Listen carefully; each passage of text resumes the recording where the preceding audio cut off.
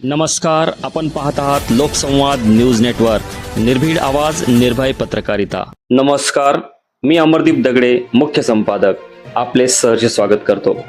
नवी दिल्ली येथून एक महत्त्वाची बातमी समोर येत आहे। राज्यसभेत खासदार डॉक्टर अजित गोपछडे यांनी देशातील युवकांच्या भविष्यासंदर्भात अत्यंत महत्त्वाचा मुद्दा उपस्थित केला। त्यांनी देशभरातील सर्व ITI कॉलेजेसमध्ये आर्टिफिशियल इंटेलिजन्स म्हणजेच AI आधारित अत्याधुनिक कोर्सेस तातडीने सुरू करण्यात यावेत अशी मागणी केली।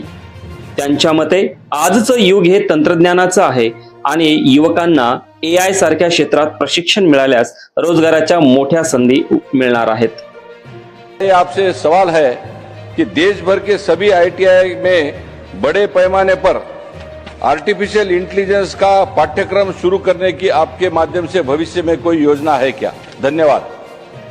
Honourable minister. सर, महाराष्ट्र की जानकारी भी मैं दे सकता हूं। 3 जो है क्लस्टर्स महाराष्ट्र की राज्य सरकार ने चिन्हित किए हैं। टोटल 15 ITI को PM सेतु में महाराष्ट्र के विभिन्न जिलों में और जनपदों में रखा गया है और ये कोई अपर सीलिंग नहीं है।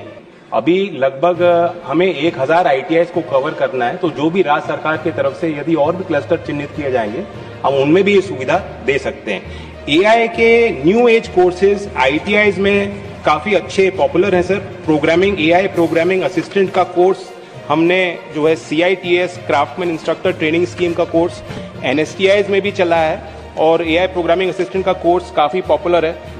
Basics of cyber security, basics of generative AI, basics of IT skills, introduction to AI, इस तरह के शॉर्ट टर्म कोर्सेज भी हम ITI के संस्थानों में चला रहे हैं। आपण पाहिलं की खासदार गोपछडे यांच्या या अत्यंत महत्त्वपूर्ण मागणीस केंद्रीय कौशल्य विकास व उद्योजकता राज्यमंत्री जयंत चौधरी यांनी देखील सकारात्मक उत्तर दिले।